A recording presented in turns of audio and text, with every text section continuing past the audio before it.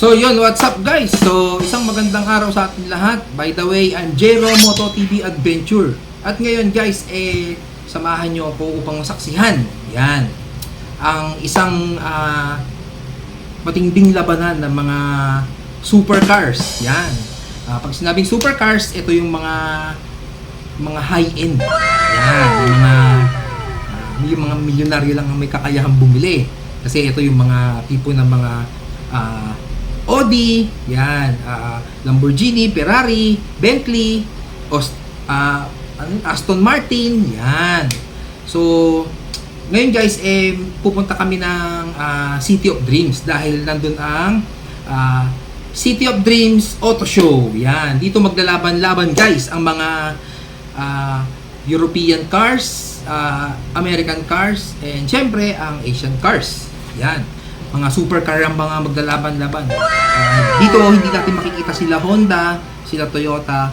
Yan. So yung mga common cars na nakikita natin sa kalsada hindi natin sila makikita ron. So sana guys, samahan niyo ako upang saksihan. Yan. Saksihan at makita ang mga nagagandahang mga supercar. Yan. So paano guys, samahan niyo ako. Biyahe na tayo. Let's go. Paglapag sa harap ng Jero, Moto TV Adventure. Kung hindi mo kilala, tataasan mo ng kilay sa datingan ng iba. Ang ating Jero,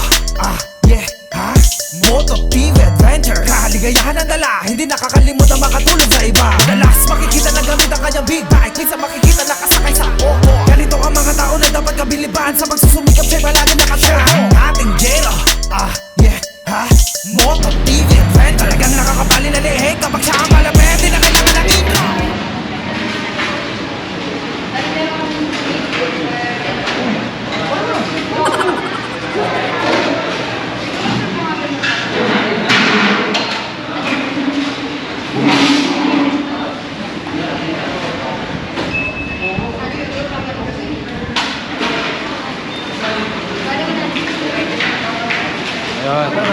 Geng geng.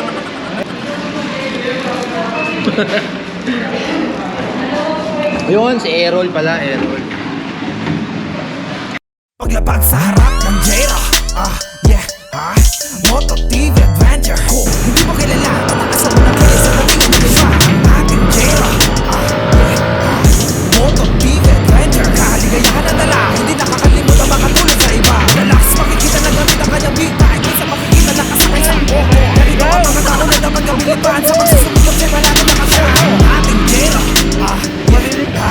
Moto TV Adventure. Talagang nakakabali na lihig kapag siya ang malapit, di na kailangan ng intro. Jero, siya ang tao na tahimik na may tinatago na kulit, pero napakabait sa mga tao. Talaga namang nakakasabi ang kanyang pababalik, yan ang aking pinupunto. Madami ka dito naaabangan at matututunan niya ng pinakasigurado. Sa mga street siya ay nating makikita, hanggang sa mga event na tila ay pamihira, upang magbigay kaalaman at puro kasiyahan sa mga tao. Takbo niya man ay mabilis, hindi ka maiinis, siguradong siya ang So yun so welcome back guys. So nandito na kami at kararating lang namin. Syempre guys, grabe ang haba ng biyahe dahil sobrang traffic. Yun. Anyway guys, so papunta na kami ngayon doon. Nakapark na kami. Syempre, it's time na para makita nyo ang mga nagkagwapuhang mga supercars. Syempre, shoutout muna tayo sa aking mga kasama na si Ralph. Syempre siya ang aking editor. Ayun, shoutout sa'yo. Yun. At syempre, sa tropa ko isa na sumunod lang, na si Chris. So, paano guys? Bababa na kami para makita nyo na at hatid na namin sa inyo. Yan. Ang mga detalye ng mga nagagwapuhang sasakyan. So, paano guys? Kita-kits tayo later. Okay. Bye.